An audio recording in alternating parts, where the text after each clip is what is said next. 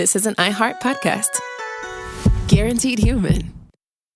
Introducing the all-new Mazda CX-5, featuring more connection. Hey Google, where's the nearest Pilates class? Safety that has your back. More discovery on the scenic routes. More passion in the details. And more control in changing weather.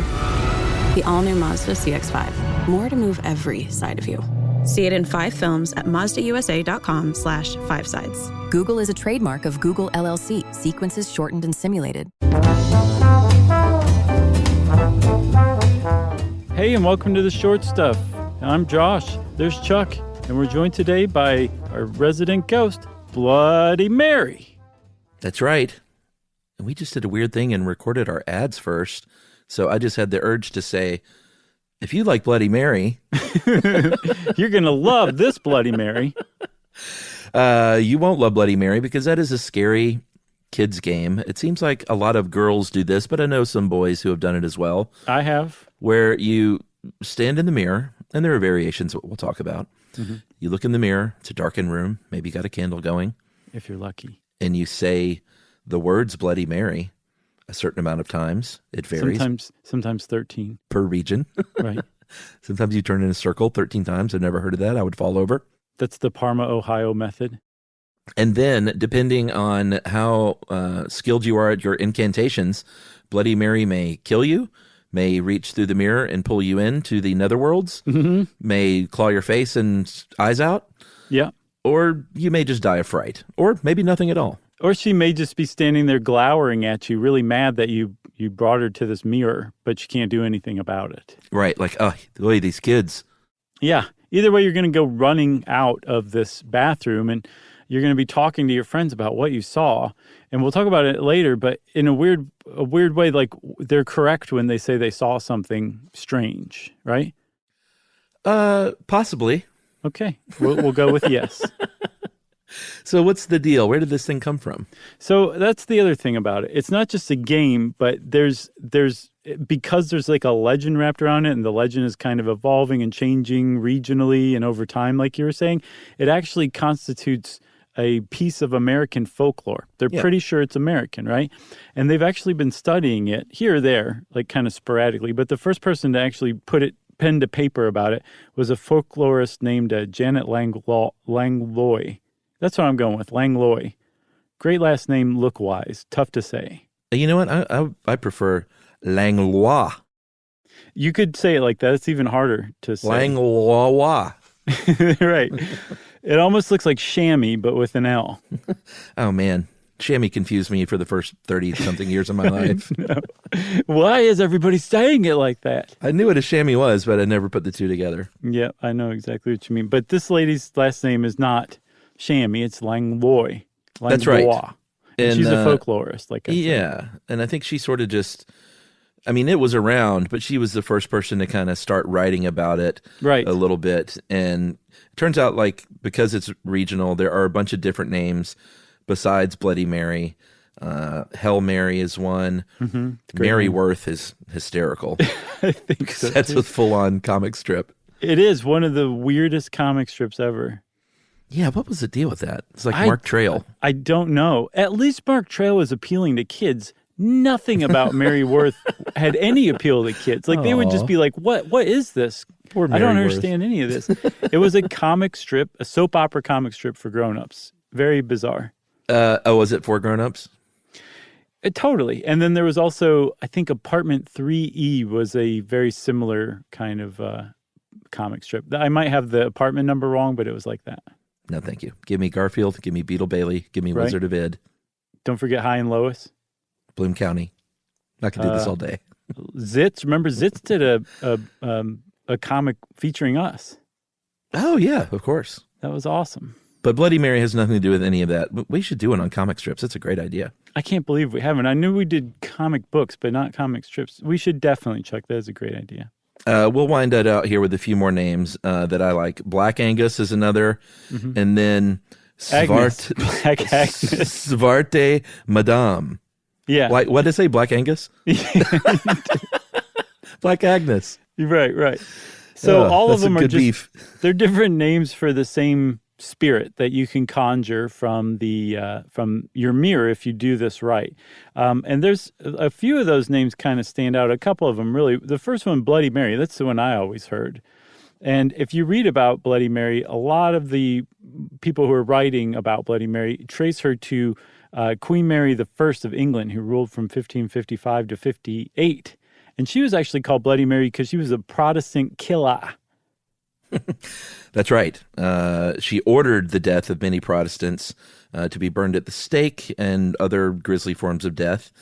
But here's the thing, like, it's probably not on account of her that we say Bloody Mary, because she wasn't doing the actual killing. And in the folklore, like, it's really Bloody Mary doing the killing, and she like bathes in the blood of children and stuff like that. Right. So that doesn't really jibe. It more jibes with somebody else, a woman by a totally different name, Elizabeth Bathory, the Countess of Blood, I think they call her, who actually is reputed to have killed many, many peasant girls herself, and actually did probably bathe in their blood. And she may actually be the most prolific serial killer in history. So there's like, maybe we're looking at like a mishmash of different names, traits, characters, or it could just be totally coincidental, or they don't really know where this thing came from, is what I'm saying. Or it was based on Mary Worth, the soap opera comic strip for adults. Right. She just got really boring as the comic strip went on. She's like, no, I might as well start killing kids. Right. Should we take a break? I think so. All right, let's take a break and we'll talk a little bit more about some of the variations. And believe it or not, there's sort of a little real science to this one too.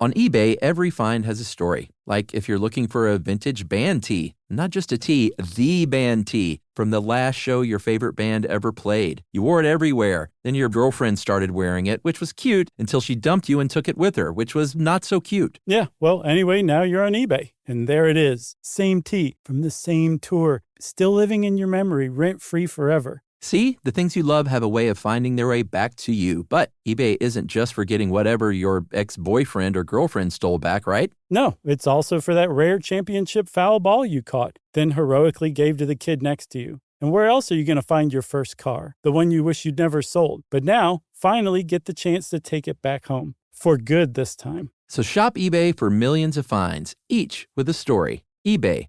Things people love.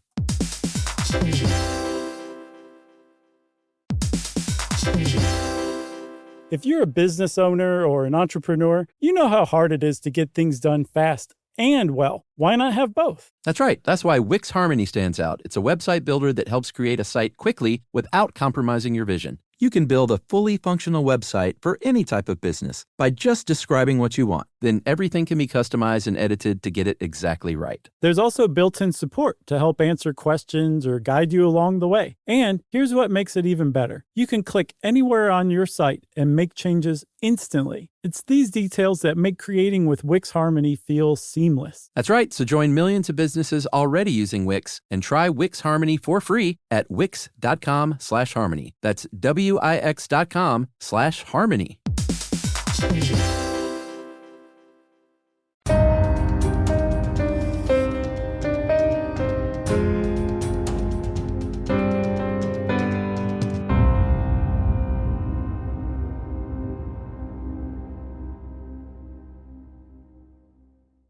Okay, Chuck, you talked about variations. One thing you can do is spin in a circle 13 times. Another one is you can chant her name a certain amount of times.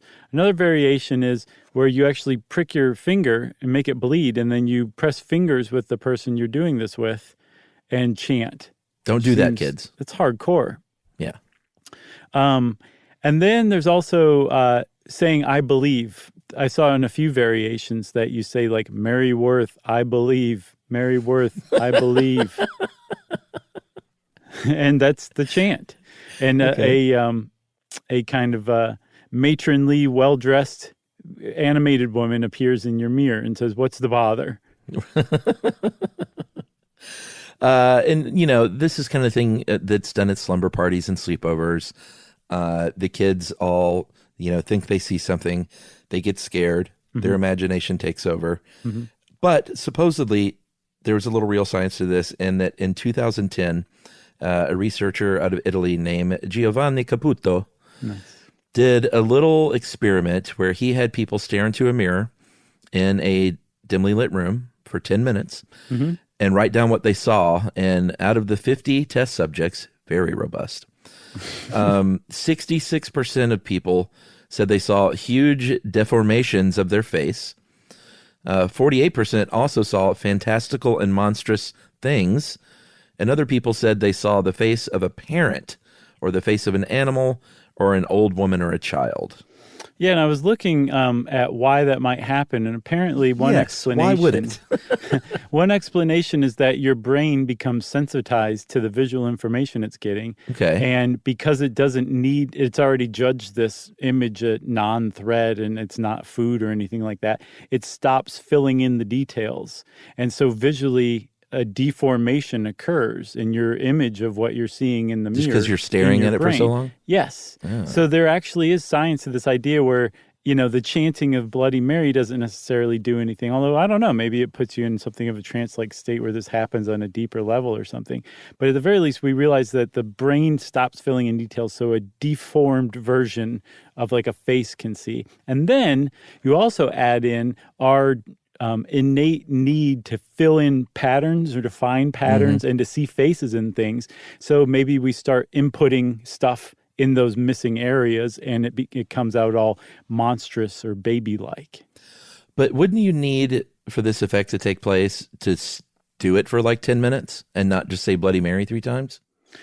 Yeah, I think that's part of the game is you're supposed to stay in there for longer than however long it takes to say Bloody Mary 3 times. Like you chant Bloody Mary 3 times and then you just stare until you just are scared and run out of the bathroom.